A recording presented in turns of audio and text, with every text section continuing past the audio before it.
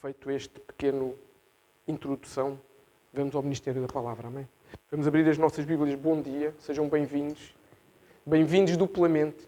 Bem-vindos à nação, que esta nação vos possa receber com a honra com que vocês nos receberam quando nós fomos para lá há 50, há 100, há 200 anos para lá, e que vocês se possam sentir na casa do Pai, aqui, amém?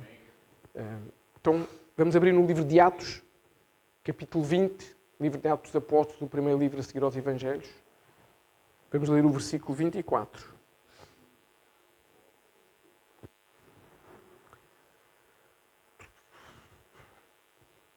Vamos ver o que o apóstolo Paulo nos transmite aqui. Então, capítulo 20, versículo 24 diz assim: Mas de nada faço questão, nem tenho a minha vida por preciosa, contanto que cumpra com alegria a minha carreira e o ministério que recebi do Senhor Jesus, para dar testemunho do Evangelho da graça de Deus. Senhor Espírito Santo, entregamos este tempo nas Tuas mãos. Tu sabes o que nos tens vindo a ministrar, Tu sabes o que tens que fazer hoje também. Fala aos nossos corações, prepara cada coração de cada um dos Teus filhos que está aqui, para poder receber esta palavra como uma semente que possa germinar, que possa dar fruto, fruto que permaneça, fruto que seja visível, fruto que possa contagiar outros, Senhor. Abre os nossos ouvidos espirituais, tira toda a preocupação que possa haver nos nossos corações, tudo aquilo que o mundo lá fora possa estar a perturbar-nos. Nós hoje declaramos que este lugar está santificado pela presença do Deus vivo, no nome santo de Jesus. Amém. Então isto é o apóstolo Paulo que está a falar connosco. E o apóstolo Paulo deixa bem claro uma coisa aqui, deixa bem claro que a sua vida preciosa, portanto o apóstolo Paulo não está a dizer que a minha vida não vale nada, está a dizer que a minha vida preciosa não é importante quando compara a sua vida com a missão que é levar o Evangelho, com a missão que é levar vida a quem não tem vida. E o Senhor quer mostrar-nos hoje exatamente isso. O Senhor hoje quer mostrar-nos 3 tipos de vidas, todas elas preciosas para Ele, e a forma como estas vidas todas se podem conjugar. São todas vidas preciosas para Deus, mas que deveremos entender que para os homens têm que deixar de ser tão preciosas para poder fazer aquilo que Deus quer fazer. Eu não sei se vocês sabem, mas o apóstolo Paulo escreveu praticamente metade do Novo Testamento.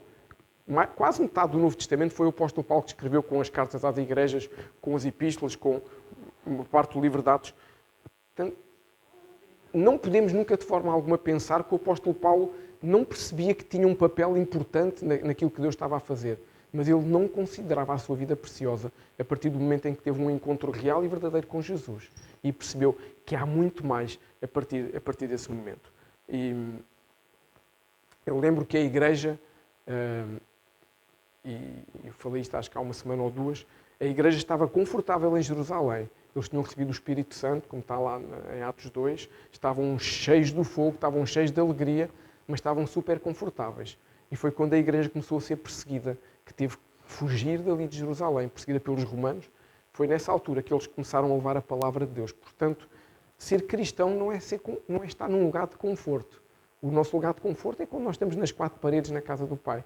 Mas ser cristão implica que o mundo vai entrar em confronto connosco, que o mundo vai nos empurrar para onde nós às vezes nem sequer fazemos ideia, porque é o mundo, porque nós incomodamos o mundo, amém?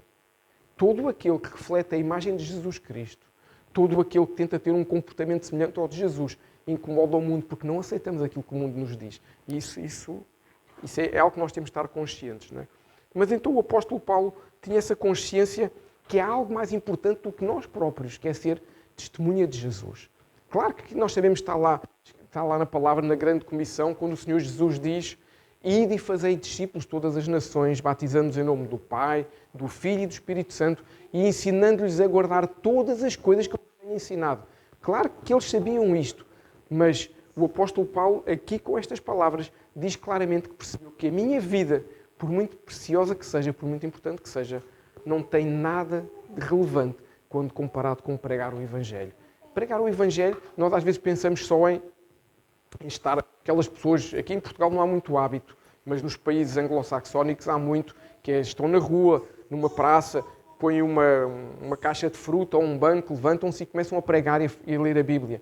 Não é só isso. Claro que isso é uma face visível de gente que é corajosa como nós não somos. Amém? E ainda há pouco tempo houve um senhor de 70 e tal anos, um pastor que foi preso em Londres. porque estava a ler a Bíblia. E quando se lê a Bíblia diz coisas que o povo não gosta de ouvir. Mas é a Bíblia. Então foi preso porque estava a ir contra uma minoria qualquer, ou uma maioria, já não sei. É como quiserem. Mas ele estava a ler a Bíblia e a declarar a palavra de Deus. E a verdade é que não é só isso, levar o Evangelho. Não é só isso. Levar o Evangelho é a forma como rimos, a forma como sorrimos, a forma como falamos, a forma como amamos o próximo. Quais são os 2 maiores mandamentos que o Senhor Jesus condensou ali 10 em 2? Amar o Senhor teu Deus acima de todas as coisas e amar o próximo como a nós mesmos. Isso é levar o Evangelho. Quando isso é real nas nossas vidas, começa na nossa casa. Como é que eu posso dizer que vou amar o vizinho da frente? Como é que eu vou dizer que vou amar o senhor do café se não amo a minha família, se não cuido da minha família, se não sou esse exemplo? Começa aí. É como às vezes, principalmente os jovens têm muito esse hábito. Eu queria ser missionário, eu queria ir, sei lá, para o Biafra, para a Etiópia, para a Arábia Saudita, para aqueles países mais difíceis. Começa na tua rua. Começa a levar a palavra de Deus na tua rua, no teu prédio, nos colegas de escola. O Senhor nos diz, ser fiel no pouco, eu colocarei sobre o muito. Então porquê é que a gente quer logo ser como o apóstolo Paulo? Comecemos nós, devagarinho, a falar a palavra de Deus. Mas, voltando aqui ao apóstolo Paulo, tinha esta consciência. Por que será que nós, como igreja, não estou a falar nós, a arca, estou-nos a incluir a igreja de Jesus, de uma forma geral, por que será que nós hoje em dia não temos esta consciência tão assertiva como tinha o apóstolo Paulo?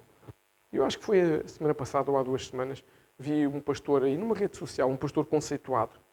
Ele disse uma grande verdade. Ele disse que as igrejas hoje estão tão preocupadas em ter a imagem perfeita, as cores perfeitas para agradar a toda a gente, o ar-condicionado perfeito para que ninguém tenha nem frio nem calor. O som, a gente também gosta de ter um som bom, ok? O melhor som do mundo, a melhor luz, os melhores... Estão preocupados com tanta coisa e deixam Jesus para segundo plano. Não estou a dizer que nós não devemos ter conforto. O povo em África não tem teto. Quando chove, estão lá na mesma. Não sei se vocês já viram imagens de igrejas em África. Começa a chover e o pessoal continua a ouvir a palavra de Deus. Nem se mexe. Estão sentados em bancos, estão sentados em latas de tinta e Jesus move-se. E infelizmente a igreja hoje está muito preocupada. Não, agora a moda é tudo preto e só LEDs. E todas as igrejas mudam tudo preto e só LED. Agora a moda é ter o nome da igreja em inglês, porque fica muito mais coisa e no Google a gente pesquisa mais rápido. Meu Deus, olha, se Jesus começar a dizer que só vem buscar os que estão vestidos de amarelo, estamos perdidos. Não se pode deixar Jesus para o segundo plano. Jesus tem que ser o primeiro plano em cada igreja. E quando isso acontece, as igrejas que põem Jesus para segundo plano, que só falam da teologia da prosperidade, da teologia da boa disposição, do bom ânimo, o que acontece é o quê?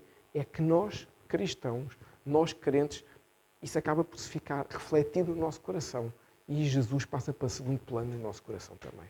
O nosso primeiro plano é a nossa vontade, é fazer as nossas coisas, tudo que não seja para estragar os nossos planos de vida. Não, eu tenho o plano de não ser das contas, mas Jesus me disser uma coisa, ele vai ter que esperar. Parece a história daquele jovem, não é? Que chegou ao pé de Jesus. Mestre, eu cuido dos meus pais, eu dou aos pobres. O que é que eu preciso de fazer agora? Eu conheço a lei. O que é que eu preciso de fazer para poder andar contigo? Simples, disse Jesus. Vende tudo o que tens, entrega aos pobres de verdade e vem ter comigo. O que é que o jovem fez? Epá, isso não me dá muito jeito, tenho umas coisas para fazer. E foi embora. Porquê? Porque os planos dele não estavam de acordo com o que Jesus dizia que eram os planos certos. E muitas vezes isso reflete em nós. E muitas vezes nós, nas nossas vidas, idealizamos coisas para nós. Não é errado sonhar. Não é errado ter sonhos, ter planos. Mas devemos perceber que os nossos planos têm que se acomodar ao que Jesus tem para nós. Porque se o apóstolo Paulo, se o apóstolo Pedro, se aqueles homens todos que levaram o Evangelho entendessem que os planos deles não podiam conciliar com os de Jesus, hoje nenhum de nós estaria aqui. Hoje não estávamos porque a palavra não tinha sido levada aos gentios. Lembram-se da história de Cornélio e de Pedro, que vimos a semana passada? Pedro não entrava na casa de Cornélio. Não, isto vai contra os meus princípios, vai contra o que eu aprendi e não vou. E Deus a mandar. Portanto, nós temos que perceber que nós temos que entrar nos planos de Deus e deixar os nossos planos para trás. No início do século passado, As igrejas ensinavam e as pessoas eram ensinadas para ser cristão tinha que se fazer sacrifícios. Para ser cristão nós tínhamos que fazer sacrifícios. Não estou a falar de sacrifícios financeiros. Nós tínhamos que deixar a nossa vontade para trás, tínhamos que fazer aquilo que Deus nos manda fazer. E hoje em dia, mais uma vez, genericamente falando, as igrejas querem que as pessoas andem felizes para não sair da igreja. Infelizmente, porque muitos estão à procura só daquilo que nós não, graças a Deus, não precisamos de falar. Estão à procura só do poder, do protagonismo, das finanças, e então não querem que as pessoas saiam. Não estão preocupados se as pessoas um dia vão para o céu ou não. Estão preocupados é que a igreja esteja cheia. E com isso muitas vezes não se diz as verdades. E os profetas do Antigo Testamento não traziam só coisas bonitas para a pessoa ouvir. Traziam muitas vezes palavras de conserto. E é isso que Deus precisa que a igreja faça. Que nós nos acomodemos aos planos de Jesus e não aos nossos. E realmente caminhar, sempre que Deus nos dá uma palavra, seja ela agradável ou não. Até parece que o Evangelho que o Senhor nos deixou só nos dá direitos, não nos dá deveres. O Evangelho dá-nos direitos, mas dá-nos deveres. Temos responsabilidades? Sim. Temos muito mais coisas que nós ganhamos através do nosso irmão mais velho, que é Jesus. Claro que sim. Mas há direitos que nós temos, mas há compromissos também e deveres que a Bíblia nos dá. A Bíblia não nos fala só de promessas. Temos muitas promessas para todos nós? Temos. Mas a Bíblia também nos fala de compromisso.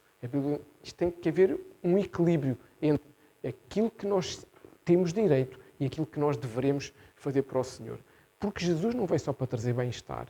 Jesus veio principalmente para nos salvar, para perdoar os nossos pecados, para nos trazer essa vida abundante. E como nós muitas vezes não entendemos isto, genericamente falando, é por isso que consideramos a nossa vida muito preciosa, menos preciosa do que o Evangelho. Menos preciosa às vezes até, ou mais preciosa do que a vida de Jesus. Mas não, a dele ainda era mais preciosa e ele deu a sua vida por nós. Por isso, embora nós sejamos salvos pela graça, mediante a fé, que é o que a palavra nos diz, não pelas nossas boas obras, Jesus tem algumas exigências, a palavra é mesmo essa, Jesus tem alguns critérios de exigência na sua palavra para nós podermos ser discípulos de Jesus, para nós podermos dizer que somos cristãos. No mundo, o que é que se diz normalmente que é cristão? É quem tem uma religião diferente, sei lá, do islamismo, do budismo. Portanto, o mundo definiu as tipologias de religiões. Mas, na realidade, ser cristão, pela segunda palavra, é sermos um Cristo pequenininho. Ou seja, é sermos um reflexo de Cristo com as nossas limitações. Por isso, ser cristão não é só dizer, não, eu não sou muçulmano, não sou hindu, não sou budista, não sou qualquer outra coisa. Não, ser cristão quer dizer que eu me considero discípulo de Jesus. E nós cristãos, nós crentes, muitas vezes usamos a palavra do discipulado, porque fazemos discipulado, estamos no discipulado, e dizemos que somos discípulos de Jesus. Mas Jesus tem exigências para nós podermos ser considerados discípulos. E o Senhor hoje vai-nos falar um pouquinho sobre isso. Mas antes disso, eu queria dizer uma coisa. No início eu disse que íamos falar de 3 tipos de pessoas, não foi? Então quais são estes 3 tipos de pessoas que o Senhor hoje nos quer mostrar? 3 tipos de vidas preciosas que o Senhor quer nos mostrar.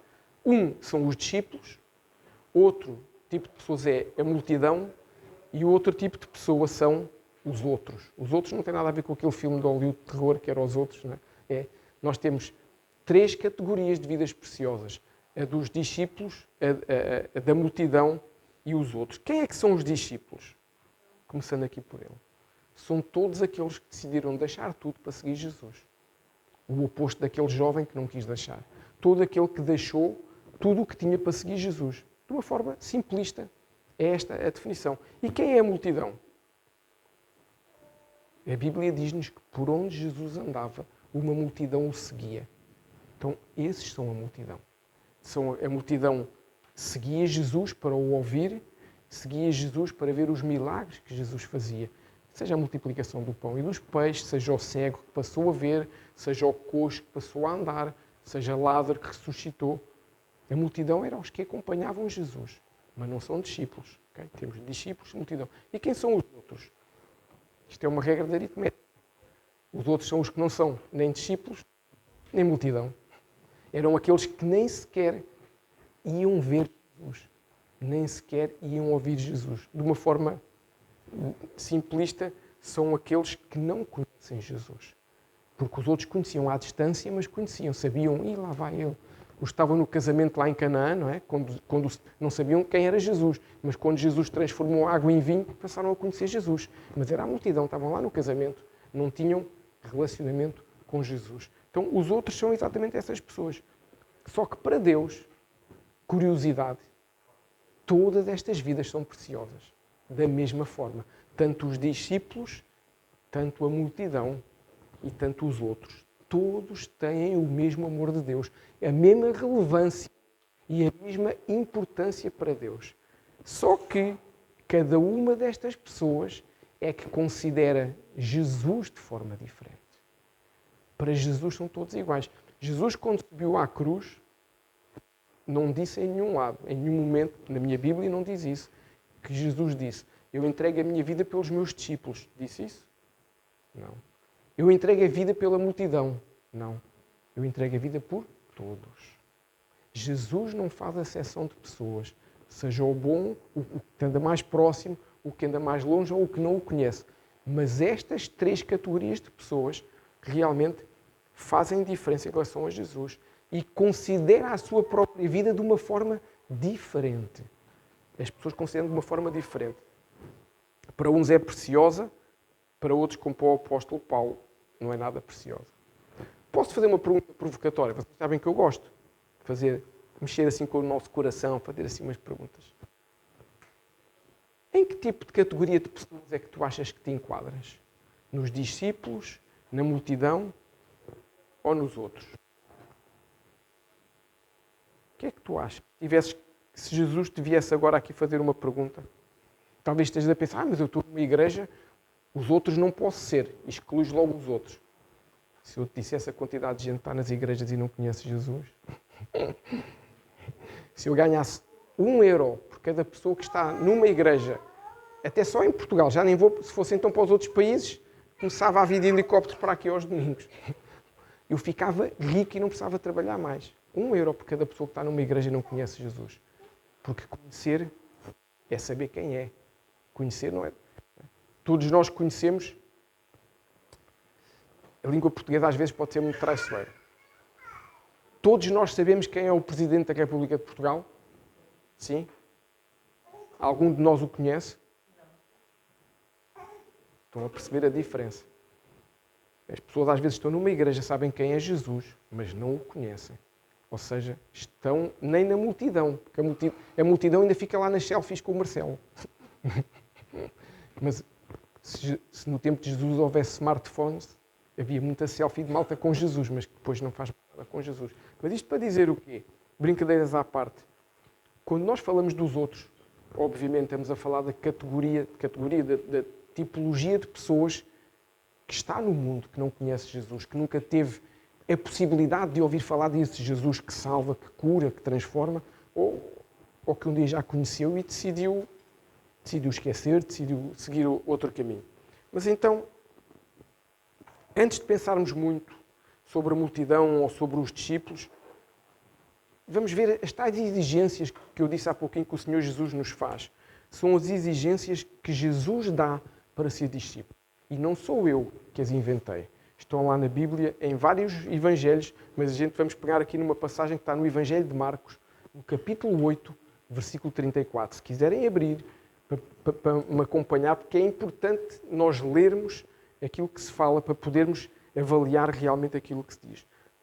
Marcos é o segundo livro do Novo Testamento, diz assim, no capítulo 8, versículo 34. E chamando assim a multidão com os seus discípulos, disse-lhes, isto é Jesus a falar, não é? Se alguém quiser vir após mim, negue-se a si mesmo e tome a sua cruz e siga-me. Então, aqui percebemos já uma coisa. O próprio Jesus diz que há uma multidão e que há discípulos.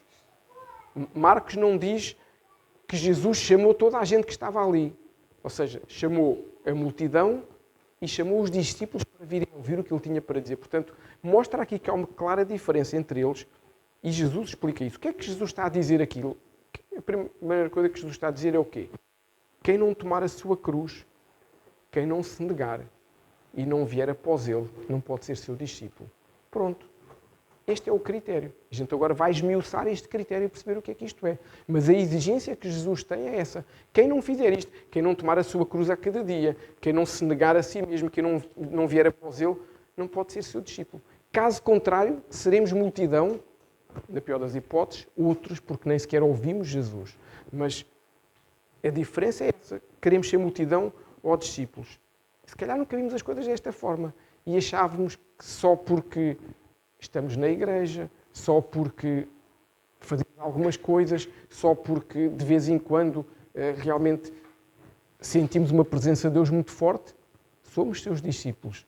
Mas Jesus diz que não é isso. Jesus não diz assim, quem quiser ser meu discípulo tem que ler muito a Bíblia e tem que ir à igreja todos os domingos. Jesus não diz isso. Jesus diz muito mais do que isso. Então, se este é o critério, nós temos que perceber que entendemos claramente cada um destes pontos do critério. E começamos, por exemplo, o que é que Jesus quer dizer por tomar a sua cruz. Que é algo que eu tenho a certeza absoluta que muitos de nós temos uma ideia errada do que é tomar a sua cruz a cada dia, porque isto é um tema que não é abordado muitas vezes e eu sou sincero, eu já ouvi centenas de pessoas falarem da cruz como uma coisa diferente. Falar da cruz como um problema que se tem, falar da cruz como, sei lá, uma dificuldade, falar da cruz como uma doença, falar da cruz como um problema e é isso, eu tenho que tomar a cruz todos os dias, ou seja, eu tenho que viver com essa dificuldade momentânea. Até há aqueles que dizem que a sogra é a cruz, não é? Mas pronto, brincadeiras à parte, isso é algo que tem que se resolver lá em casa. Mas não é isso que Jesus nos chama, não é isso que Jesus nos diz. Jesus diz-nos claramente que não é isso. As tribulações, pensa bem, uma questão de lógica. As tribulações, as provas, as doenças, as dificuldades são temporárias. E Jesus dissesse que isso era a cruz, quer dizer que quando eu não tivesse dificuldade eu já não era discípulo. Não. O que Jesus nos está a dizer é que é algo todos os dias para fazer. Então, se é todos os dias fazer, Jesus não nos diz que vamos ter dificuldades todos os dias. Jesus diz sim, num momento na sua palavra, no mundo tereis aflições, mas tendo bom ânimo, porque eu venci o mundo. Então, se fosse todos os dias, Jesus dizia, a partir do momento que sejam cristãos e meus discípulos, vocês vão ter uma vida miserável. Jesus diz, vão ter vida e vida com abundância, o oposto. Então quer dizer que é possível. Vai sempre haver tribulações? Claro que vai haver. Ninguém está isento de nada. Mas para percebermos o que é a cruz então, porque se calhar todos nós no nosso coração, na nossa mente, o entendimento que temos de cruz é isso, vamos recuar aqui na máquina do tempo 2000 anos atrás, para nós percebermos o que é cruz para aquele povo. Porque nós temos que entender muitas das coisas que a Bíblia nos mostra, nos escreve de acordo com a visão social e cultural que o povo tinha na altura. Sei lá, deixa-me dar um exemplo. Hoje, vou falar aqui uma coisa pessoal. Hoje a Ellen chegou aqui com uma trotinete debaixo do braço. Foi pôr o carro a carregar e veio de trotinete. Ok? Daqui a 20 anos, se calhar, não sei, ou até antes, vão deixar de haver bicicletas. Passa a ser tudo elétrico, porque é mais fácil, porque a gente não se cansa, a gente vai ali, parece uns doutores, não custa nada. Então, eu acho que ainda foi há 15 dias ou 3 semanas, quando estava a falar semana passada, estava a falar de Pedro ir à casa do Cornélio em Cesareia, que são 60 km. Lembro-me do que é que eu falei? Eu disse, para ele fazer em 2 dias 60 km, ele tinha que dar muito ao pedal. É uma frase que usamos muito em Portugal. A pessoa tem que pedalar. Daqui a 20 anos, essa geração que só anda de trotinete para cima não sabe o que é pedalar. Ou seja, se nós escrevêssemos um livro hoje a dizer assim, Pedro teve que dar muito ao pedal para ir à casa de Cornélio, se daqui a 20 anos, ou 30 ou 40, alguém fosse ler o que era dar ao pedal, iam ao tio Google perguntar o que é dar ao pedal. Não sabiam o que é dar ao pedal. Da mesma forma que se nós não recuarmos 2000 anos no tempo, podemos não entender o que é que Jesus quis dizer com tomar a sua cruz e depois fazemos assunções erradas com base naquilo que nós conhecemos e com base naquilo que o mundo hoje diz. Eu podia-vos dar outro exemplo, que a geração de hoje, se nós dissermos o que é uma cassete beta ou VHS, os teus filhos já não sabem o que é, pois não? Já não sabem o que é uma cassete beta ou VHS. não sabem o que era aqueles coisinhos da Sony que a gente punha cassetes pequeninas para ouvir. Já nem me lembro o nome daquilo, como é que se chamava? Não. Walkman. A gente sabe Walking Dead. Walkman a gente não... Ninguém sabe o que é um Walkman. Esta geração de hoje sabe o que é o Spotify e o Deezer e um iPhone e sabe isso. Portanto, nós não sabemos o que é uma cruz. Mas se nós recuarmos 2000 anos atrás, nós vamos perceber o que é uma cruz. Naquela altura, não foi só Jesus que foi crucificado.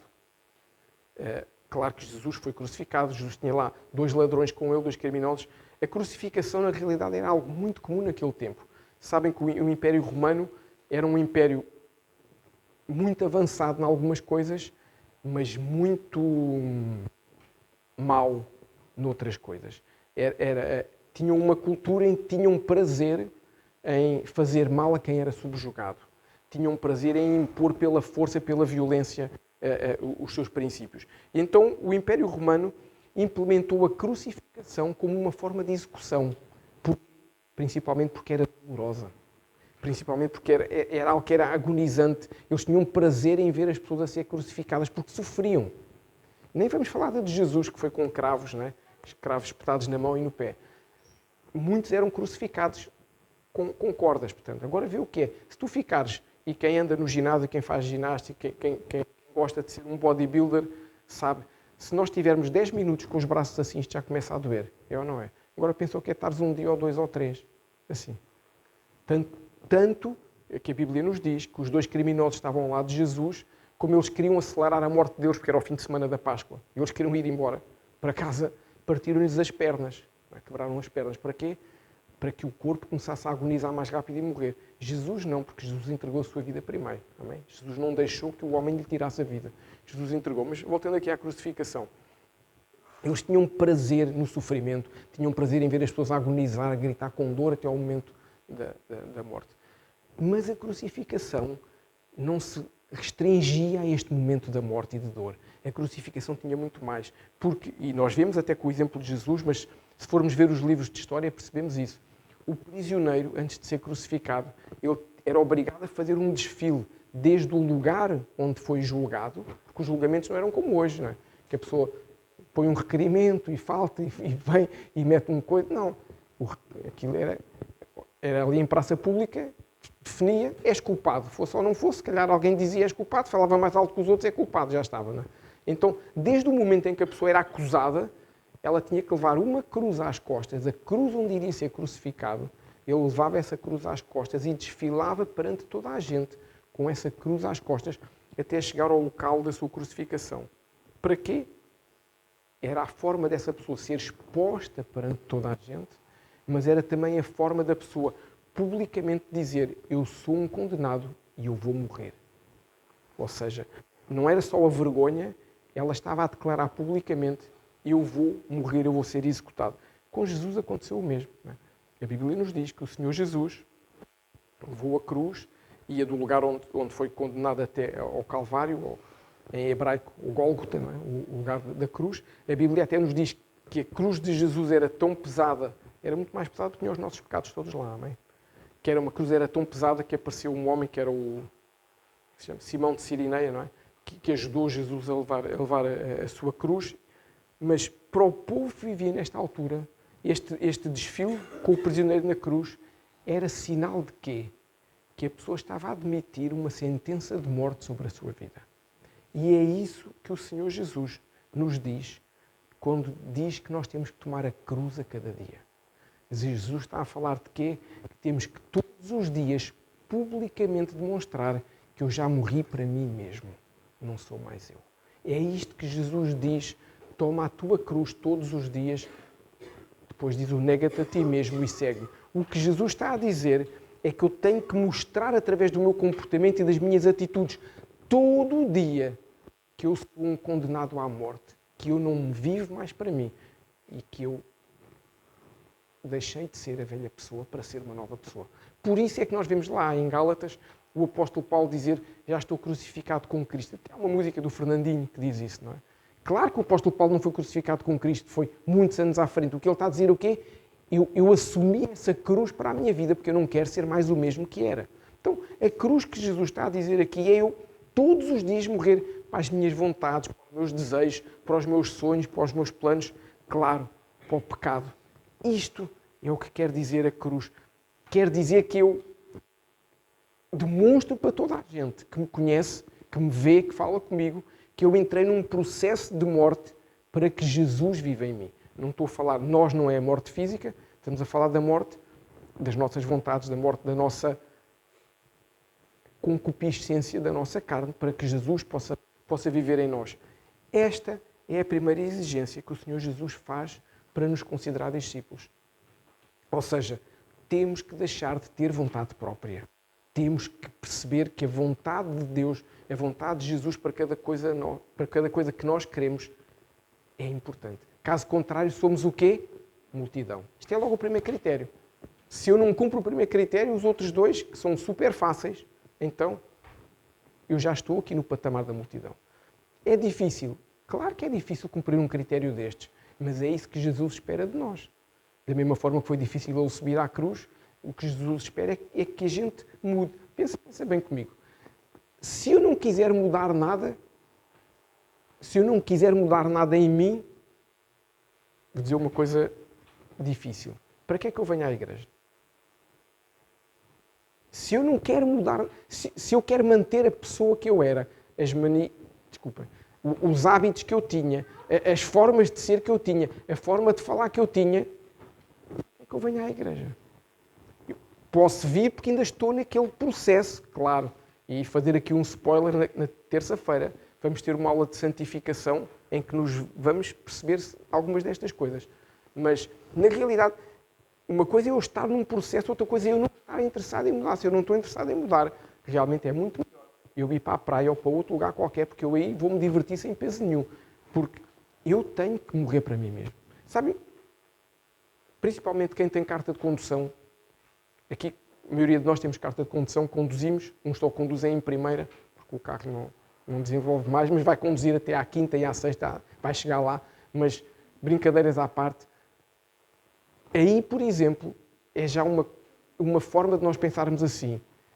Será que quem vai no trânsito à minha frente, à minha direita ou à minha esquerda, percebe que eu sou cristão pela forma como eu me comporto no trânsito, pela forma como eu conduzo? Pela forma como eu não faço comentários sobre a mãe da pessoa que vai à minha frente no carro? ou no carro que faz aquela manobra? Porque todos nós achamos que conhecemos a mãe do homem que faz aquela manobra que entra de repente. Achamos ou não? Ou já achámos um dia, que a gente falava muito sobre a mãe dele. Ou sobre a mulher. A gente falava muito. Não é? Falava muito. Ou às vezes falamos sobre gostos pessoais da pessoa.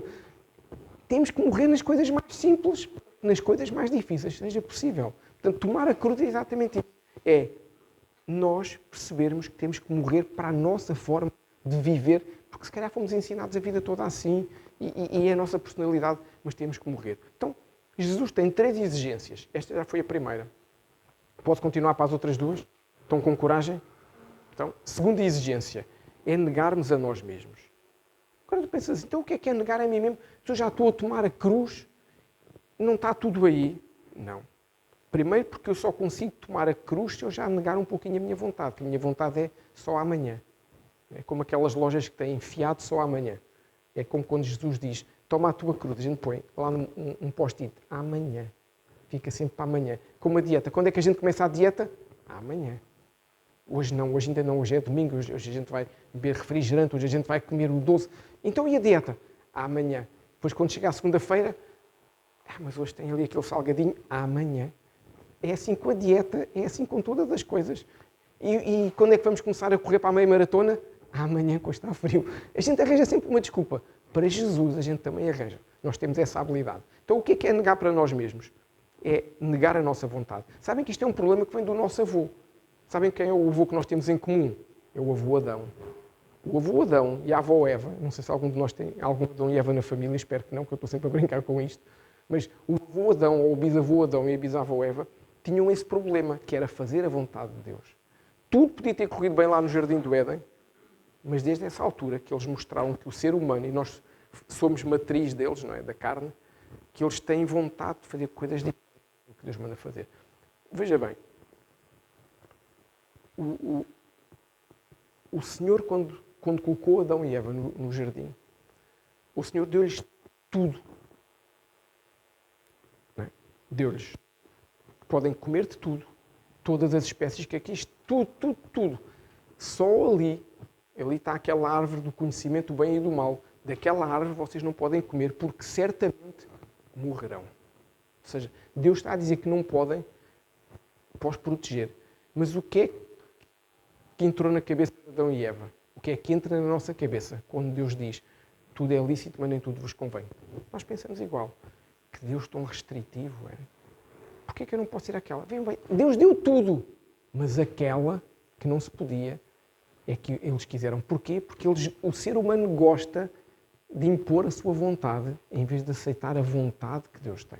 Porque Deus tem o melhor para nós, mas nós gostamos de fazer isso. Ou seja, desde o princípio que existe esta vontade carnal oposta à vontade de Deus.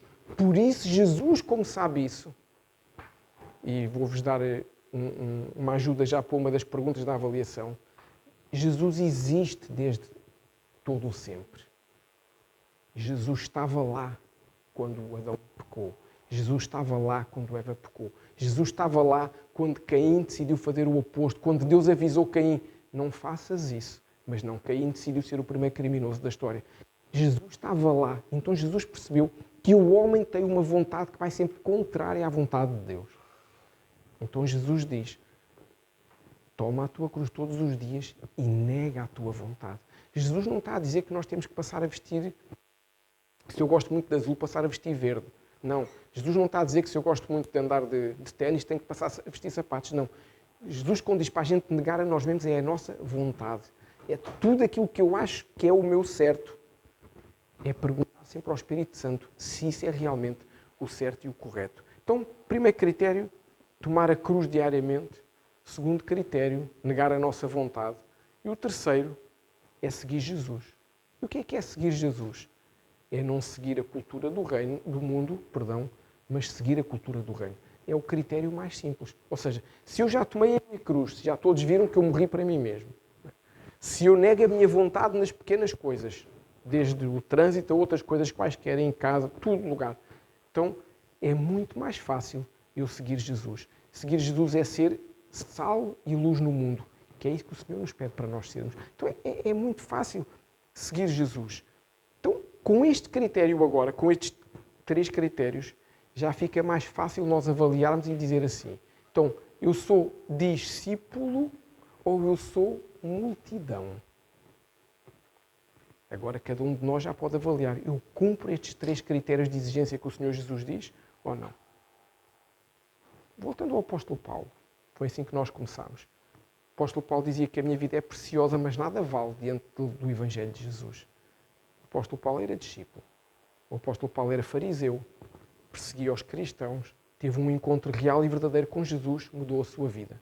Passou a ser alguém que levava o Evangelho. Passou a ser alguém que não mais fez mal ao outro. Passou a ser alguém que chegou ao ponto de dizer, eu dou a minha vida pelo Evangelho. Quando ele diz que a minha vida não vale nada ao pé do Evangelho. Houve momentos em que o apóstolo Paulo teve profecias em que sabia que iria ser preso se fosse uma determinada cidade. A verdade é que ele foi na mesma, porque sabia, é esse o meu papel, é levar o Evangelho. Então, não estou com isto a dizer que nós hoje teremos que ser presos, mas o que eu estou a dizer é que enquanto nós considerarmos a nossa vida mais preciosa do que estes 3 critérios que o Senhor Jesus nos dá, nós estamos mais perto de ser multidão do que ser discípulo. Os discípulos de Jesus tinham intimidade com Ele. Eles comiam com Ele, eles dormiam com Ele, eles viam coisas com Ele que mais ninguém via. Os discípulos de Jesus tinham essa intimidade com Ele. Jesus explicava as parábolas aos discípulos. À multidão, Jesus dava uma parábola. À multidão, Jesus trazia uma palavra. Mas aos discípulos, Jesus explicava o que é que aquela palavra era. À multidão, não. Se não tinham intimidade com Ele, claramente não iam entender. Mas Jesus fazia essa diferença. A multidão presenciava os milagres, mas os discípulos viviam os milagres. Quem é que foi arranjar o pão e os peixes que estavam na multidão para serem multiplicados? Foi os discípulos. Jesus não disse, se alguém tiver aí um rapazinho com pão e peixe que a mãe pôs na mochila, traga aqui. Não, Jesus disse, cada um de vocês vai, leva um cesto e depois o que sobrar, nós vamos repartir. Os discípulos tinham uma intimidade diferente e então tinham um papel diferente no reino que a multidão não tinha. A multidão fazia o número de quem gostava de ver, mas os discípulos, em número reduzido, eram os que tinham intimidade. É errado ser apenas multidão? Claro que não. Mas é melhor ser discípulo. Não é errado eu conhecer Jesus. Não é errado eu andar perto das coisas que Jesus faz. Vê bem. Porquê que eu me hei de satisfazer em ouvir cada um contar testemunhos de Jesus se eu posso viver esses testemunhos também? Porquê que eu hei de ouvir os outros falarem dos milagres que Jesus fez? E Jesus curou daqui, Jesus trouxe a finança dali, Jesus fez aquilo. Porquê que eu hei de ouvir e não hei de ser alguém que traz esse testemunho para outros? Mas eu só posso trazer esse testemunho se eu for discípulo. Eu tenho que ter essa intimidade com Jesus. Sei que nós às vezes ficamos tristes. Mas Jesus, ouço tanta coisa nos outros e em mim não vejo nada, não vejo mudança, não vejo não sei o quê. E eu estou a dar os passos para que essa mudança aconteça? Ou não estou a dar os passos? Se estou feliz só porque glória, aleluia, ou eu quero mergulhar nas águas que o Senhor tem para mim? Essa é a diferença. É eu ser discípulo ou ser multidão. A escolha é nossa. É uma opção que nós temos. O Senhor Jesus respeita a nossa escolha. Não vai obrigar ninguém que quer ser multidão a ser discípulo, a deixar de considerar a sua vida importante. Jesus não vai obrigar ninguém. Nós vamos ter experiências, se me permitem a expressão, diferentes consoante somos multidão ou consoante somos discípulos. Nós é que temos que entender a diferença. Nós podemos querer ter a vontade própria da multidão ou podemos querer ter intimidade com Jesus. É tudo uma questão de escolha, é uma questão de nós entendermos ou não. Deixa-me dar-te um exemplo prático do que é ser multidão ou ser discípulo ou estar perto de Jesus. Que a gente às vezes pode... Eu sei que a gente consegue entender, mas nada como um exemplo prático. Nós hoje estamos a dia 6 de novembro, não é? Dia 6 de novembro já está a ficar fresquinho. Qual é a principal diferença aqui em Portugal? Não é? Noutros países pode não também existe, mas não na mesma estação. Qual é a grande diferença entre o verão e o inverno? É o frio, é a temperatura. Tirando que às vezes no inverno vem aquela massa da África aqui cheia de calor que a gente anda aí coisa, ou no verão vem uma massa polar e de repente vem sei lá, o anticiclone dos Açores não consegue impedir que venha aí uma tempestade e fica mau tempo. Tirando isso, no inverno faz frio e no verão faz calor. Esta é a principal diferença. Vamos abstrair da chuva, que infelizmente no verão também já anda a chover. E já estamos a entrar na fase em que a temperatura está a baixar.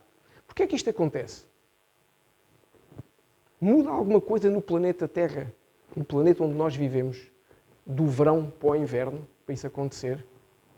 Não muda nada.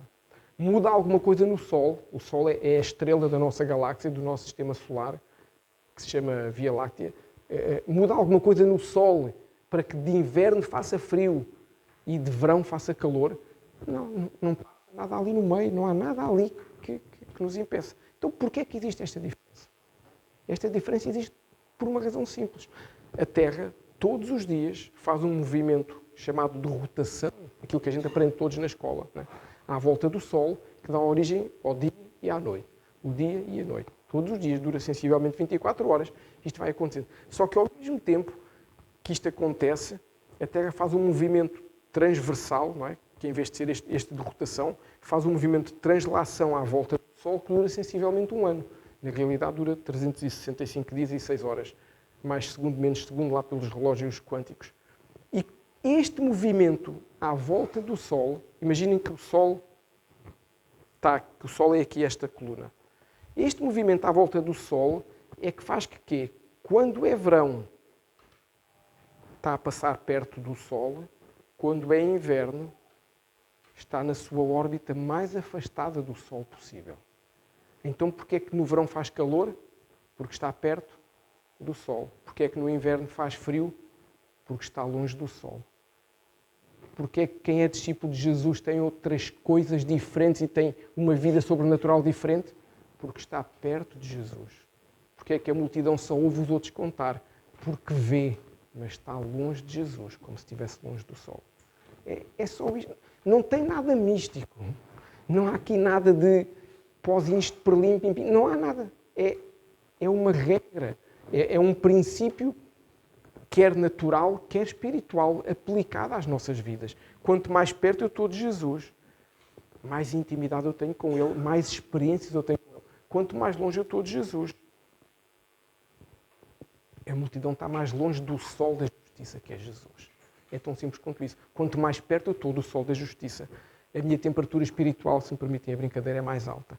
Estou mais cheio do fogo do Espírito Santo. Então, é simples. A escolha é nossa. Estar mais longe ou estar mais perto. A gente conhece Jesus. Deixem-me dizer-vos uma coisa.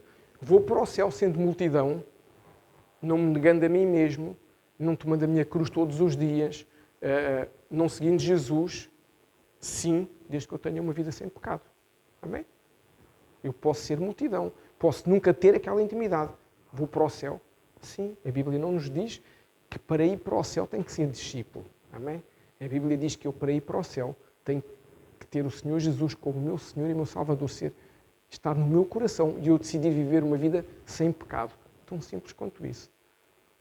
Claro, eu posso ter uma participação diferente no reino, sendo multidão ou sendo discípulo.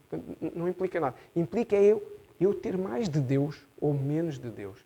Então, lembram-se qual era o outro, terceiro tipo de pessoas, de vidas preciosas para Jesus? Eram os outros. Então nós temos aqui, vamos imaginar, os discípulos, temos aqui a multidão e temos aqui os outros. Eles não são multidão, porque eles não iam ver os milagres de Jesus. Eles não são multidão, porque eles não seguiam Jesus. Eles nem conheciam esse Jesus de Nazaré, por onde quer que ele andasse, pela Galileia, por onde quer que fosse. Eles não conheciam esse Jesus de Nazaré. Portanto, não são, obviamente, multidão e não são, muito menos, discípulos, como é óbvio. São aqueles que precisam de saber que existe Jesus para poderem ter a hipótese de escolher ser multidão ou ser discípulos. Tu e eu, a partir de hoje, pelo menos, podemos decidir: eu quero ser discípulo e vou-me esforçar para isto, ou eu estou bem como estou e sou uma multidão. Estou no meio daqueles que conhecem Jesus. Mas quem não o conhece não pode decidir isto. E eles, para poderem decidir, dependem de ti e de mim levar essa palavra. Dependem de mim e de ti, com o nosso testemunho, o nosso comportamento, serem alcançados para poder um dia escolher como nós, se quer ser multidão ou se quer ser discípulo. Amém? E depois, pela graça de Deus, eles podem, se decidirem ser discípulos, como nós, começar a trabalhar nestes 3 critérios de exigência que o Senhor lhes dá. É tão simples como isto. Só que para isto acontecer, esta coisa tão simples, nós temos que voltar ao início onde lemos o livro de Atos e temos que ser como o apóstolo Paulo. Temos que deixar de considerar a nossa vida tão preciosa que não temos tempo, não temos possibilidade de falar de Jesus a outras pessoas. Tudo se resume a nós decidirmos que o nosso tempo precioso, que os nossos planos preciosos são, na realidade, nada preciosos quando comparados à missão de levar o Evangelho para o Senhor Jesus. Deixa-me fazer aqui um parênteses que é importante. Esta taça de maçãs que está aqui, eu ontem como todos nós percebemos, as últimas semanas tem chovido, e eu não consegui cuidar minimamente lá do jardim. A relva já parecia a floresta amazónica. Então eu tive que a desmatar um pouquinho ontem, não para que venham empresas de fora ganhar dinheiro, mas para que para que a gente possa sair do carro e não ter, para chegar a casa, ter uma katana para cortar a relva. Então ontem tirei a tarde para fazer isso. Enquanto estava ali a cortar a relva, o Espírito Santo foi falando comigo sobre estas maçãs que o Josué gosta de admirar lá em casa. E o que é que o Espírito Santo foi falando comigo? Que a gente tem que ser assim um pouquinho louco às vezes para deixar o Espírito Santo falar connosco. Porque se a gente for muito normais, a gente corta logo ali porque as coisas não fazem sentido. Não é? Mas quando a gente deixa fluir, as coisas fazem sentido. O que é que o Espírito Santo me falou ali? Caso vocês não saibam, estas maçãs têm todas aqui... Estão todas maltratadas. E o que o Espírito Santo me falou ontem era que estas maçãs simbolizam os outros. Porque são perfeitos. Quando nasceu da forma correta, tal como os outros, foi criada à imagem de Deus conforme a sua semelhança, mas, no entanto, porque não foi cuidada, não se pode servir esta maçã a ninguém. Isto são os outros.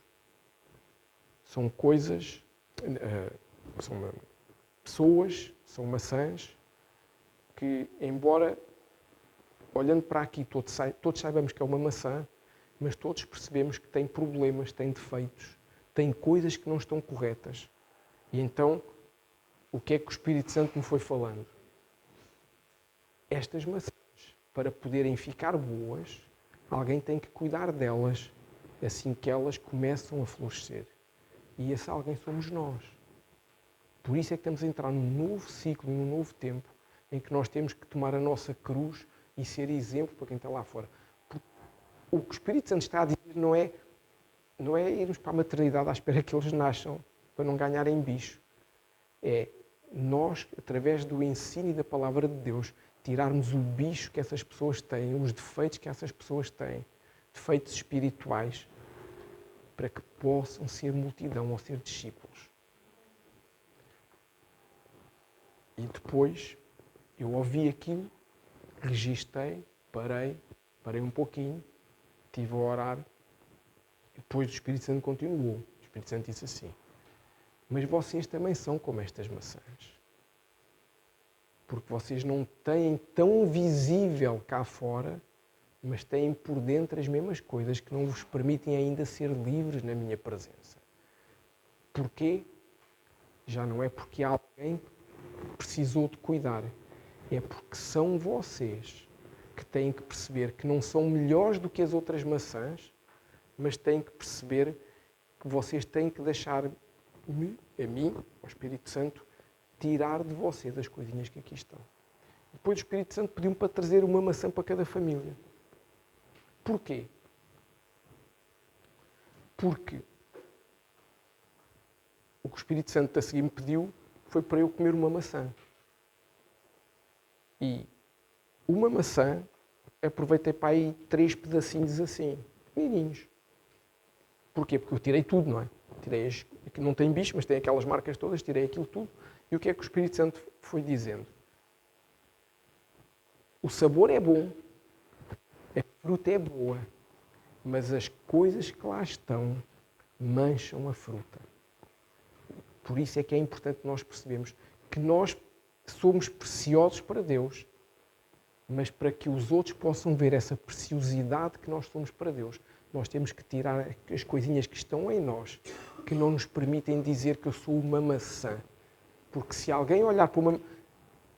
Pensa assim comigo, se fores às compras ao supermercado, uma maçã destas, ou vires aquela maçã toda bonita ao lado na banca, nem interessa o preço, vais comprar qual? A outra. Mas aos olhos de Deus as duas estão boas. E o Senhor nos dá a possibilidade de nós trabalharmos na nossa vida e tirarmos. Então, o desafio que eu tenho para cada um, para quem quiser, é levar uma maçã para casa. A maçã é maravilhosa. Consegue ser ácida e doce ao mesmo tempo e fresca. É maravilhosa. É como nós somos. Nós somos maravilhosos. Mas como temos tantas, como é que vocês dizem, tantas perebazinhas, não é? Ninguém nos come, nem ninguém vê em nós a beleza de Cristo. E o que o Senhor nos quer dizer é que se nós, à medida que nós nos formos doando para os outros, a beleza de Cristo vai-se começar a ver em nós e nós vamos começar a ser bonitos aos olhos de todos. Há um pastor muito conhecido que já morreu há uns anos, não sei se conhecem, um pastor, Miles Monroe. Ele morreu num acidente de aviação. Ele tinha uma frase muito interessante. Ele dizia que a pior tragédia da vida de alguém não é morrer. A pior tragédia da vida de alguém é viver uma vida sem propósito. Isto era o livro mais famoso que ele... Um dos livros mais famosos que ele tem. Era sobre propósitos. Quando nós vivemos uma vida com propósito de Deus, nós somos discípulos. Se nós somos multidão, nós vivemos uma vida sem propósito. A multidão ia para onde ouvia alguém dizer: olha, o homem da Galileia está a chegar. E tudo saía de casa a correr. Mas quando alguém dizia isto, estavam lá os discípulos já com ele. Os discípulos não precisavam que ninguém anunciasse. E os outros nem iam, porque não queriam saber quem era o homem da Galileia. Estavam tivessem tido más experiências com alguém da multidão. Talvez muitos que estão aí fora, que um dia desistiram de andar com Jesus ou não querem sequer conhecer Jesus, é por más experiências que tiveram. Eu falo por mim. Os meus pais já se tinham convertido, os meus pais já estavam aí numa igreja e eu nunca quis ir por causa dos maus testemunhos que muita gente das igrejas dava. Por causa dos péssimos testemunhos de quem só se preocupa com dinheiro, só se preocupa com enganar as pessoas, com manipular as pessoas, e eu por ver isso eu dizia, isso eu não vou querer nunca para mim. Entretanto aprendi que a gente nunca deve dizer nunca, porque para Deus não há nunca, nem poréns, nem todavias, nem contudos. Para Deus há palavra, propósito e princípios, e a gente molda-se àquilo que Deus tem para nós. Mas a verdade é que muita gente não quer ouvir falar de Jesus porque teve más experiências. Mas nós, voltando aqui a nós, discípulos, para sermos discípulos, nós temos que entender claramente, nós temos que morrer para nós mesmos, negar a nossa vontade e seguir Jesus. E sabes porquê é que isto é difícil? Porque a nossa natureza humana facilmente se deixa influenciar pelo mundo. A gente pode dizer o que quiser, mas acabamos por ser influenciados. Lá está, pelos maus testemunhos, somos mal influenciados pelos filmes que nos dizem que devemos fazer exatamente o oposto, somos mal influenciados pelas pessoas que nós conhecemos, que nos trazem essa cultura do mundo, que só tem como objetivo afastar-nos de Deus e dos seus princípios. Sabem, para o mundo, enquanto eu estou envolvido com as coisas que não ponho em causa do mundo, eu sou uma pessoa fantástica e maravilhosa. Quando eu começo a pôr em causa algumas coisas, quando eu começo a pôr em causa alguns comportamentos, mas será que isso é certo? Eu já começo a ser olhado de lado. Mas será que é certo roubar? Mas será que é certo mentir? Mas será que é certo enganar? Aí eu já começo a ser olhado de lado, porque alguém já diz, espera aí, ele já está aqui a sair dos limites que eu estou a tentar colocar. E isso acontece quando nós começamos a deixar de ser multidão e ser discípulo. A verdade é que se nós nos deixamos influenciar pelo mundo, nós estamos a deixar que o diabo influencie tudo na nossa vida. Podemos não ver isso de uma forma clara, mas é isso que está a acontecer. Porquê? Porque a Bíblia nos diz que o mundo jaz no maligno. Então, quando eu deixo que o mundo me influencie e influencie a minha casa, eu estou a ser influenciado por ele. Ainda não percebo, mas aos poucos e poucos eu estou a começar a construir a mesma correntezinha que um dia foi quebrada, eu estou a construí-la e mais tarde ou mais cedo eu vou ficar lá. Portanto, nós percebermos. Então, a pergunta que se calhar agora está na tua mente é, então como é que eu posso fazer para não ser influenciado pelo mundo, para ter a força, o ânimo, a coragem de decidir morrer para mim mesmo, que é tomar a minha cruz a cada dia, negar a minha vontade e seguir Jesus? Como é que eu posso fazer isso? A Bíblia fala-nos, no livro do Apocalipse, o último livro da Bíblia, de um conjunto de crentes que conseguiram fazer isso. Portanto, a Bíblia diz-nos que é possível. E eu queria que tu abrisses comigo no capítulo 12 do Apocalipse. Capítulo 12, versículo 11. Porque nós vamos perceber como este conjunto de crentes, como este conjunto de cristãos conseguiram vencer o diabo. A Bíblia diz lá claramente, eu já falei isso uma vez aqui numa ministração, como é que se vence essa influência maligna. Diz lá no capítulo 12, versículo 11. E eles, esse conjunto de crentes, o venceram, é o diabo, pelo sangue do Cordeiro, pela palavra do seu testemunho, e não amaram as suas vidas até à morte. Amém? Então, se eles conseguiram, também nós conseguimos. Este é o primeiro motivo de alegria. Amém? Então repete assim comigo. Se eles conseguiram, eu também vou conseguir. Não é difícil. Tudo o que a Bíblia nos vai mostrando com personagens mais conhecidas ou menos conhecidas é possível fazer igual no caso dos que fazem bem e é possível não fazer igual no caso daqueles que fazem mal. O velho exemplo de Davi. Davi, um homem segundo o coração de Deus, mas cometeu um pecado com o Batseba, depois mandou matar o marido dela, o Urias, e a Bíblia nos mostra que é possível a gente sair de uma situação de pecado e voltar para o coração de Deus. Portanto, o que é que nós temos no exemplo de Davi? Não, eu agora vou andar a espreitar as vizinhas a tomar banho. Não é isso que o exemplo de Davi nos mostra. O exemplo de Davi nos mostra é que no dia em que eu cair, se eu me arrepender, eu posso voltar aos caminhos de Deus. Tão simples quanto isso. E se eu voltar aos caminhos de Deus, se eu escolher ser discípulo, eu posso ser um homem ou uma mulher segundo o coração de Deus.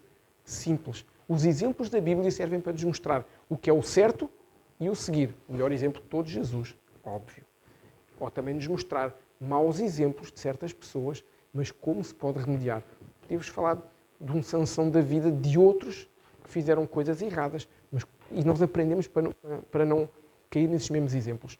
Mas neste caso, em Apocalipse, o que nós conseguimos perceber é que se é possível alguém resistir, então nós também conseguimos. O que é que eles fizeram? Em primeiro lugar, o que é que diz aqui?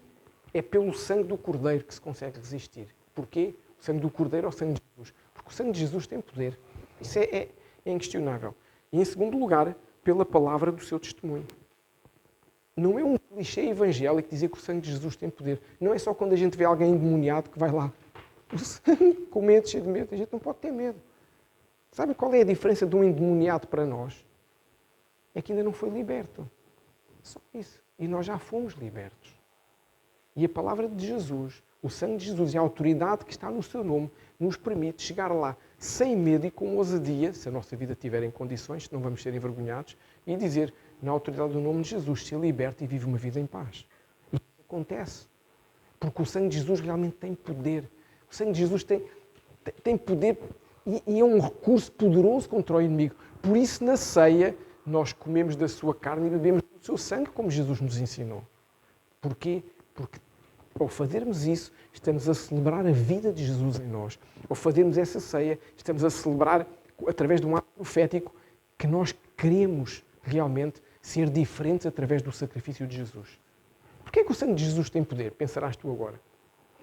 Simples, porque o diabo não suporta a obra redentora de Jesus. Está associado ao sangue que ele pingou na cruz. O diabo não suporta. Não suporta por várias razões. Não suporta porque Jesus pagou um preço por nós e nos trouxe a liberdade total da escravatura naquele dia. E depois não suporta porque ele foi envergonhado, porque Jesus naqueles 3 dias, o que a Bíblia nos diz, é que foi às profundezas, foi ao império das trevas e trouxe lá as chaves dele. Então ele é um imperador sem chaves do seu império. Portanto, ele é envergonhado todos os dias, cada vez que há um cristão, cada vez que há um crente que diz que o sangue de Jesus tem poder e que vive em liberdade pela obra redentora que Jesus fez. É simples. Ele treme por ouvir falar. Não é só naquela música que diz que os demónios tremem com Jesus. Ele treme quando a presença de Jesus é real. Porque ele sabe que quem tem Jesus, quem é discípulo de Jesus, consegue influenciar outras pessoas, mas de uma forma positiva, da mesma forma que ele influencia de uma forma negativa. Então ele treme quando ouve falar no sangue de Jesus, porque realmente é poderoso. A palavra do testemunho, o que é isto, a palavra do seu testemunho? É a forma como Jesus venceu o diabo no deserto. Quando Jesus teve 40 dias e 40 noites no deserto, levado pelo Espírito Santo, em jejum, em oração, e veio de lá cheio do poder do Espírito Santo, o que é que aconteceu? O diabo tentou pelo menos por 3 vezes. Qual foi a resposta de Jesus? Está escrito. E disse, está escrito. E disse, está escrito. E disse. Jesus não disse ao diabo nada do género. Não te quero aqui, vai-te embora. Não. Jesus deixou-nos o exemplo de que com a sua palavra, com o testemunho da sua palavra, se pode vencer o diabo. Por isso é que a Bíblia nos diz lá em Efésios, quando nos fala da armadura espiritual, não é? Temos o capacete da salvação, a couraça da justiça, o escudo da fé, as sandálias da preparação do Evangelho da paz, o cinturão da verdade que é Jesus, mas temos uma coisa que se chama a espada do Espírito, que representa a palavra de Deus. A única arma que não é de defesa na armadura, mas que é de ataque, é a espada. Porque a arma que nós temos para atacar é a palavra. A palavra do testemunho. É com o sangue de Jesus e com a palavra do seu testemunho que se vence o diabo. São armas poderosas. Então, isto quer dizer o quê? Quando eu tomo a minha cruz todos os dias e eu mudo perante o mundo, porque mudo verdadeiramente, eu estou debaixo do sangue de Jesus e eu começo a ficar mais imune às influências do diabo. Quando eu uso a palavra do testemunho, como diz em Apocalipse, eu estou a negar a minha vontade, porque é impossível eu fazer a minha vontade e usar a palavra de Deus. São coisas que não batem certo. Ou seja, aquilo não dá. Se eu tento manter a minha vontade, eu não posso usar a palavra de Deus, porque a palavra de Deus vai me lembrar de coisas que eu tenho que mudar. Então eu tenho que mudar a minha vontade para que a palavra de Deus possa encaixar, ou para que eu me possa encaixar, que é o correto é dizer isso. Então, esta é realmente a palavra de Deus falada por mim. Como é que eu posso falar a palavra de Deus? Tenho que a saber. Quem é português sabe, vou imaginar, quem é português sabe o hino de Portugal, certo? A gente aprende na escola. Quem é brasileiro sabe o hino do Brasil. Eu não sei o do Brasil, só sei as margens do Ipiranga, não sei mais nada. E se calhar que é aquela parte que começa a música ali a subir toda bonita e não sei o quê. Não, sei algumas coisas, aquelas palavras difíceis a minha sobrinha ensinou-me quando era mais nova. E da mesma forma que vocês, se calhar, não sabem também o hino de Portugal. É normal, não é? Da mesma forma que a gente sabia que antigamente o hino de Inglaterra... Vejam bem como as coisas mudam. O hino de Inglaterra antigamente chamava-se como? God Save the Queen, não é? Hoje mudou o nome, sabem isso? Hoje chama-se God Save the King, porque não há rainha. Estão a ver? As coisas normais, naturais mudam. Hoje o hino em inglês chama-se God Save the King, porque a rainha morreu, agora é um rei. Já não é Deus salva a rainha, Deus salva o rei. Mudou. No dia em que Carlos III assumiu o trono, o nome do hino mudou. Se vocês forem ao Google vão perceber isso. Ou seja, as coisas humanas mudam, as coisas de Deus não mudam. A palavra de Deus pode passar, mas não muda um til, não muda um ponto, não muda nada. A palavra de Deus é a mesma hoje e sempre. Então, isto para vos dizer o quê? Como é que nós aprendemos o hino? A ler, ou a falar, ou a decorar, ou a cantar. Como é que a gente aprende a palavra de Deus? Temos que ler, não há hipótese. Nós só podemos, no dia em que o diabo vem connosco com uma tentação, uma forma qualquer a influenciar, nós só podemos dizer, como eu disse ao Senhor Jesus, transforma estas pedras em pão, porque deves estar cheio de fome há 40 dias que não comes nada. O que é que Jesus disse? Nem só de pão viverá o homem, mas da palavra de Deus que o alimenta. Se ele não conhecesse a palavra, não podia dizer. Se fosse contigo ou comigo, se eu não conhecesse a palavra, não podia dizer. Ele dizia, transforma estas pedras em pão para comeres. E eu dizia o quê? Não, porque eu estou fiel ao meu jejum. E ele continuava, não se calava. Mas quando se usa a palavra de Deus de uma forma clara, com autoridade, aí ele faz o quê? Mete o tridentezinho entre as pernas e vai-se embora. Porque é assim que funciona. Porque a palavra de Deus tem poder, é a palavra de testemunho. Só que há um pormenor lá, que é o terceiro ponto deste versículo que nós vimos de Apocalipse. O terceiro ponto é muito importante. Diz que aqueles crentes que venceram o diabo fizeram uma terceira coisa, que é não amaram as suas vidas até à morte. Ou seja, eu posso usar o sangue de Jesus, que é poderoso, sem dúvida. Eu posso usar a palavra de Deus, que é como testemunho, e é poderoso, é uma espada do Espírito que realmente consegue vencer e quebrar os grilhões e quebrar as cadeias, é verdade. Mas o terceiro pormenor não é menos importante. É, não posso amar a minha vida. Tenho que estar disposto a morrer por ela. A morrer pela palavra de Deus, a morrer pelo sangue de Jesus. Este é um pormenor muito importante. É não considerarmos a nossa vida preciosa e morrermos para nós mesmos. E é isto que o Senhor hoje trouxe para nós à arca. Eu acredito que tenha sido o encerrar, não sei, Deus é que sabe, o encerrar um conjunto de ministrações em que nos foi falando da diferença que é estar na casa do Pai ou da diferença que é estar aí fora. Eu acredito que Ele nos foi falando dessa forma. E o que o Senhor hoje nos está a dizer é que chegou o tempo de nós, arca, iniciarmos algo novo nas nossas vidas. Termos uma predisposição para escolher ser discípulo. Por muito difícil que possa ser, por muitas vezes que eu vou tentar fazer e que não vou conseguir, mas eu decidi ser discípulo. Veja, deixa-me ver como é que eu hei de explicar. A multidão chamava os amigos, os conhecidos, os vizinhos, para virem ver Jesus quando Jesus estava a falar. Mas a multidão não se aproximava de Jesus. Nós temos um exemplo bíblico claro sobre isso, que é quando a palavra de Deus nos conta a história da mulher do fluxo de sangue. Ela estava no meio da multidão, mas ninguém se chegava a Jesus. Imagina, é como se Jesus estivesse aqui, mas ninguém se chegava. A multidão estava lá. Eu acredito que os discípulos fizessem uma espécie de segurança, por uma questão de preservar a vida do mestre, não é? Os 12 faziam ali tipo um cordão de segurança para que a multidão pudesse estar perto de Jesus, mas não tocava em Jesus. A única exceção de alguém que, sendo multidão, tocou em Jesus, porque normalmente Jesus é que tocava na multidão. A única exceção é a mulher do fluxo de sangue, porque ela ultrapassou a sua própria vergonha, ultrapassou as suas próprias limitações, furou pelo meio da multidão, acredito eu que meia escondida para não reconhecerem quem ela era, porque ela não podia estar ali, ela tinha que estar isolada, e foi, e a Bíblia nos diz, que tocou na orla do manto de Jesus. Nem tocou em Jesus. E quando ela tocou na orla do manto, o que é que a Bíblia nos diz que Jesus diz? Jesus diz que saiu graça de mim.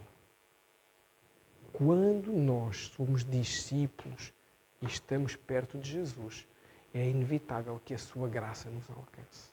É inevitável que o seu poder nos alcance. Para quê? Para que as maçãs deixem de ter estas marcas. Para que os que não conhecem Jesus possam conhecê-lo.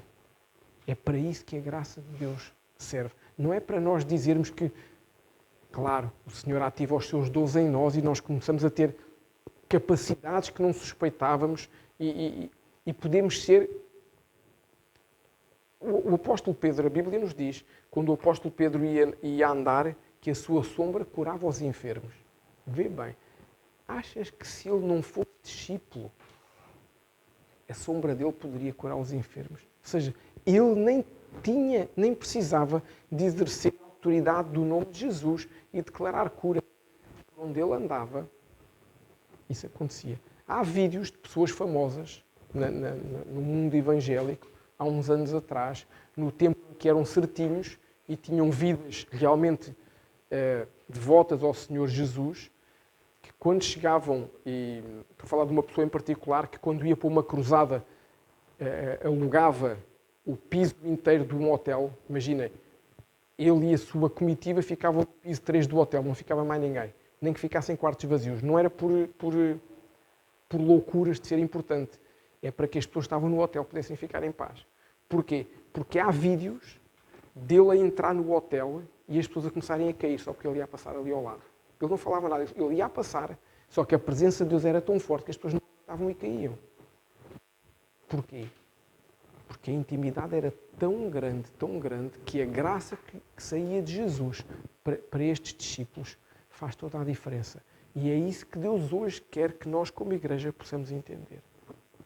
Eu gostava que nós pudéssemos ficar de pé, para podermos orar, para podermos cear, para podermos celebrar a vida que Jesus nos deu,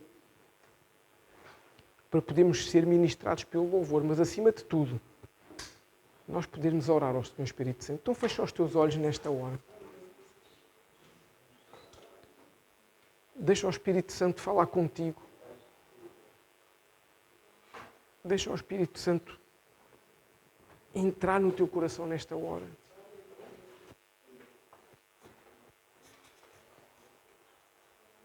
O Espírito Santo quer fazer coisas nas nossas vidas que nós às vezes não conseguimos compreender.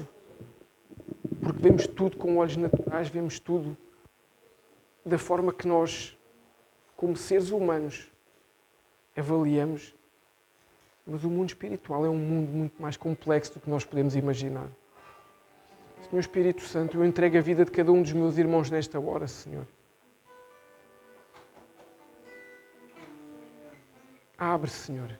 Abre verdadeiramente o nosso coração, o nosso entendimento, Deus. Ajuda-nos a não nos distrairmos nesta hora, Senhor Espírito Santo. Para que esta palavra que foi lançada, Senhor, possa realmente germinar no nosso coração, Pai. Pai, nós não queremos ser como estas maçãs, Deus. Que temos falhas, temos coisas que estão erradas, temos coisas que não nos fazem ainda ser perfeitos. Mas Tu nos dizes na Tua palavra para sermos santos como Tu és santo e nos dizes que o nosso alvo é alcançar a perfeição do varão que é Jesus. Então quer dizer que é possível nós deixarmos de ter estes pequenos, grandes defeitos, Senhor, e ser mudados. Mas isso só é possível por Ti, Senhor Espírito Santo. Isso só é possível se nós decidirmos hoje deixar de ser multidão, decidirmos hoje carregar a nossa cruz todos os dias, que todos possam ver, desde o nosso marido, à nossa esposa, aos nossos filhos, o nosso chefe, os nossos colegas de trabalho, os nossos vizinhos, todos possam ver que estamos a morrer para nós mesmos diariamente.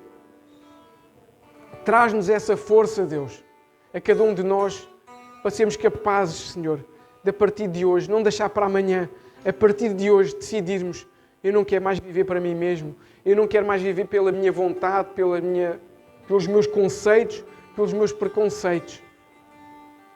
Mas eu quero viver para o Senhor Jesus como o apóstolo Paulo viveu e eu quero segui-lo por onde quer que ele vá. Pai, eu oro por cada um dos meus irmãos, Senhor, por mim, Deus, para que nos possas dar esse amor pelos perdidos de uma forma tão intensa como Jesus tinha, Pai.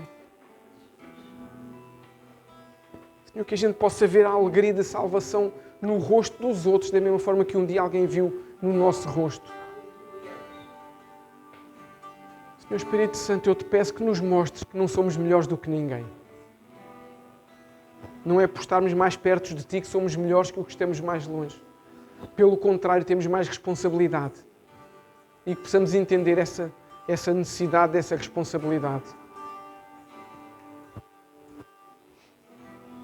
Oh Deus, transforma os nossos corações nesta manhã, Senhor, te peço.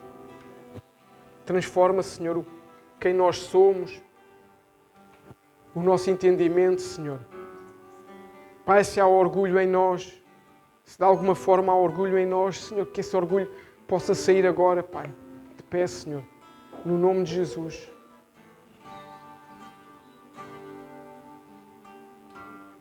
Fala, Senhor, com cada um de nós nesta manhã, Deus. Senhor, se há coisas em nós, Pai, se há pecado em nós, Senhor, que o Teu Espírito Santo tenha essa liberdade de falar connosco nesta hora. Se há necessidade de nos realiançarmos contigo, Senhor, que esta manhã seja esse tempo de nós podermos fazer, Senhor. Senhor, eu consagro este pão que simboliza o corpo do Senhor Jesus, eu consagro este sumo de uva que simboliza o sangue de Jesus, para nós podermos cear, celebrando, Senhor, a Tua vitória em nós, celebrando a Tua vida em nós, celebrando essa mudança em nós, Senhor. Então eu te peço, enquanto o louvor nos vai ministrando, a Bíblia nos diz para vir ao altar. Se tens alguma coisa contra algum dos teus irmãos, resolve isso com ele e vem ao altar. A mesa da ceia é uma mesa que o Senhor Jesus coloca para nós. É uma mesa onde o Mestre, é uma mesa onde aquele que deu a vida por nós nos diz: aqui nesta mesa há cura, nesta mesa há perdão, nesta mesa há restauração, nesta mesa há aliança, nesta mesa o meu amor não se esgota, nesta mesa o meu perdão não se esgota, nesta mesa eu estou sentado à vossa espera. Por isso nós ceamos. O Senhor nos disse para fazermos isto em memória dele até que ele voltasse. Essa é a única razão. O ato da ceia é um ato individual que se reflete no corpo de Cristo. A ceia é um momento nosso com Jesus, mas é um momento em que o corpo de Cristo, em que a nossa família natural ou a nossa família espiritual, em unidade está a declarar a mesma coisa. Em unidade está a declarar: Santo, Santo, Santo é o Senhor dos Exércitos, digno de honra, digno de louvor.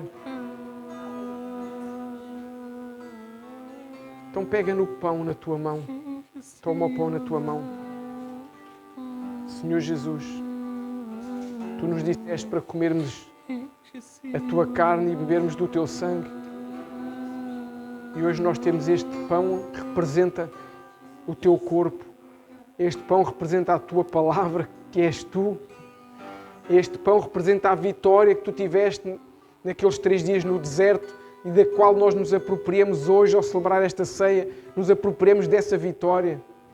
Nos apropriamos da Tua sabedoria, nos apropriamos, Senhor, da vontade de conhecer a Tua palavra, da vontade de ser Teus discípulos, Senhor, com as nossas falhas, com as nossas limitações, Senhor Jesus. Hoje declaramos como igreja e como indivíduos, que o nosso alvo é chegar até Ti, Senhor Jesus. E que hoje, ao comer este pão, nós Te pedimos, possas em nós, Senhor, tirar aquilo que ainda não está bom, aquilo que ainda não Te agrada, para podermos ficar cada vez mais parecidos contigo, com o perfeito, com o santo e com o puro. Podemos comer.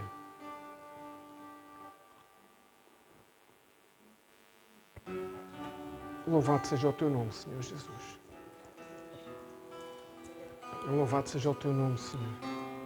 Aleluia. Enche as nossas vidas, Senhor Jesus. Tu que estás assentado no alto e sublime trono, enche as nossas vidas. Senhor, como diz lá em Apocalipse, é pelo sangue do Cordeiro. Então, por isso, nós hoje declaramos que queremos que esse sangue seja efetivo na nossa vida. E eu declaro sobre a tua vida que o sangue de Jesus está sobre a tua vida, está sobre a tua casa, está sobre a tua descendência. Esse sangue que cura, que salva, que redime, que perdoa, está sobre a sua igreja. Senhor Jesus, que ao bebermos este sumo de uva, nós possamos verdadeiramente negar a nossa vontade. Nós possamos hoje tomar a decisão de Te seguir para todos os dias da nossa vida. E que através do nosso testemunho, vidas sejam alcançadas.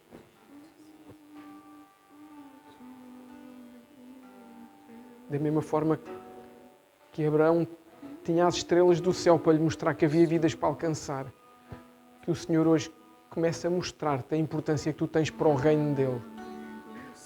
Senhor Jesus, muito obrigado pelo teu sacrifício naquela cruz. Hoje tomamos posse da vida que nos dás, essa vida sem pecado, essa possibilidade de viver uma vida sem pecado, uma vida sem cair em tentação, sendo capaz de dizer não àquilo que o mundo nos oferece. Então vem cobrir-nos com o teu sangue, Senhor. Podemos beber.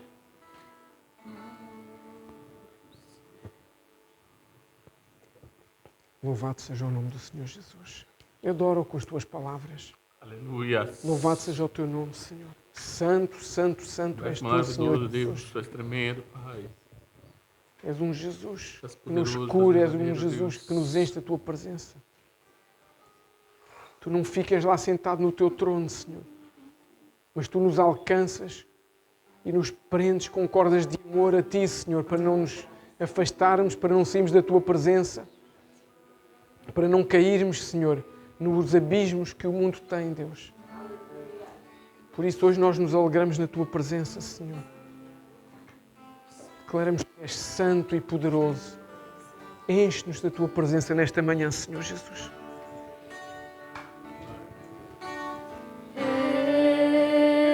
Eu sou livre.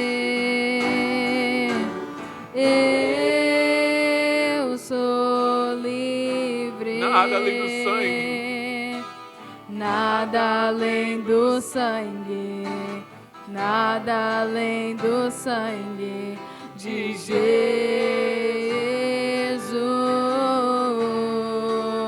Eu sou livre. Eu sou livre. Eu sou livre. Nada além do sangue. Nada além do sangue. Nada além do sangue de Jesus.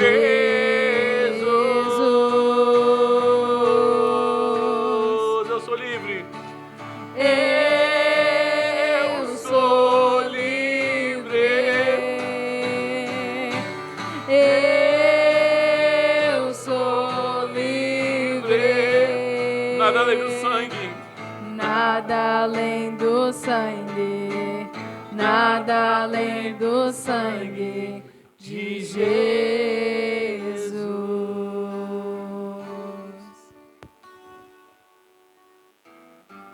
Talvez possas não te sentir livre, mas deixa-me dizer-te uma coisa. A Bíblia nos diz que o Filho do Homem veio para nos libertar e nos libertou. Amém? Quando Jesus subiu àquela cruz, Isso nos trouxe liberdade. Quando Jesus subiu àquela cruz, isso trouxe-nos a possibilidade de dizer: não quero mais ser escravo do pecado, não quero mais ser escravo do vício, não quero mais ser escravo do mundo, mas quero ser teu filho. Por isso somos livres. Somos livres para nos tornar discípulos ou para continuar como multidão, mas somos livres para tomar as nossas decisões.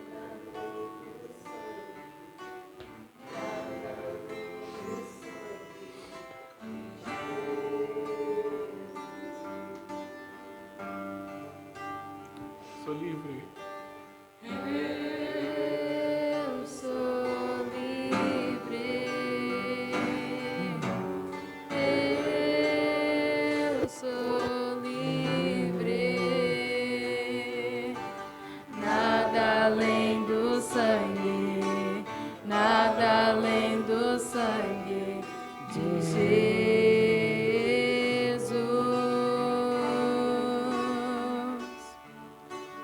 Eu sou livre, sou livre.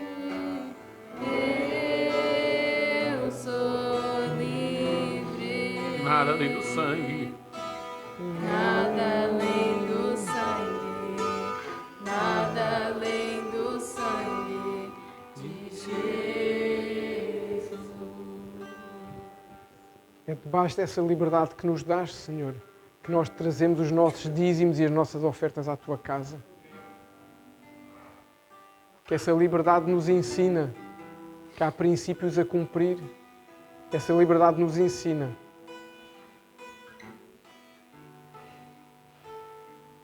que há gente que precisa daquilo que nós podemos entregar. Por isso eu declaro que não faltará farinha na nossa amassadeira, não faltará azeite na nossa botija, não faltará para nós, nem faltará para o órfão, para a viúva, para o necessitado, nem para o outro, que ainda é um outro, nem para o que é multidão, mas que lhe possa estar a faltar, nem para o que é discípulo, mas que lhe possa estar a faltar. Que o Senhor possa trazer sempre um coração compassivo a cada um de nós, bondoso e com vontade de partilhar aquilo que nós temos com o próximo, que é isso que o Senhor Jesus nos ensina. Quanto ao mais, que a graça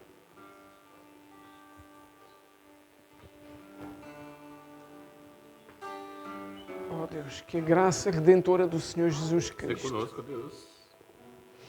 seja com cada um de nós. Que o amor do Pai seja com cada um de nós. E que a doce comunhão com o maravilhoso Espírito Santo, o Deus vivo, seja com cada um de nós.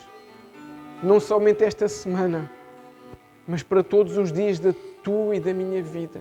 Seja bem real em cada um de nós. Até ao dia em que o Senhor venha reinar connosco ou nos repolha para perto dele. Eu declaro sobre a tua vida que esta semana será uma semana maravilhosa na tua vida. Que aquilo que estavas à espera de alcançar, esta semana possas começar a ver a porta a abrir. Que esta semana possas começar a ver aquela luz que não estavas a ver, mas que ao mesmo tempo tu sejas essa luz e o sal nesta terra. Ser luz no teu trabalho, ser sal no teu prédio. Que o Senhor possa mostrar-te através da liberdade que te dá a importância que há em tu partilhares aquilo que Ele tem para ti. Ser bênção onde o Senhor te colocar, onde tu fores, que o Senhor possa colocar na tua boca esta semana a palavra certa no momento certo, quando encontrares essa pessoa que é um outro, mas que o Senhor ama da mesma forma que te ama. Tenha uma semana abençoada, para a honra e glória do Senhor Jesus. Amém e amém.